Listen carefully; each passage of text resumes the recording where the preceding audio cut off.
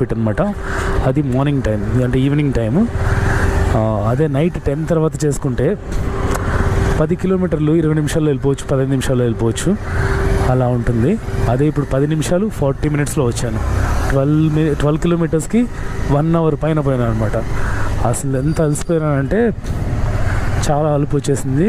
అస్సలు ఇంకోసారి చేయకూడదురా బాబు ఈ ట్రాఫిక్లో అన్నంత విసుగు వచ్చింది.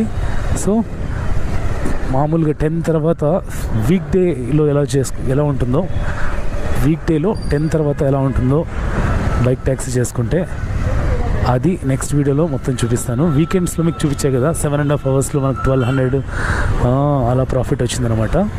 సో పర్ అవర్ 100 కన్నా ఎక్కువ సంపాదించవచ్చు అనమాట వీకెండ్స్లో అయితే, వీకెండ్స్ నైట్ టైంలో. అదే వీక్ డేలో ఎలా ఉంటుంది అనేది ఖచ్చితంగా మీకు నెక్స్ట్ వీడియోలో చూపిస్తాను. సో వీడియో నచ్చితే లైక్ చేయండి, సబ్స్క్రైబ్ చేసుకోవడం మర్చిపోద్దు. Thank you so much for your support.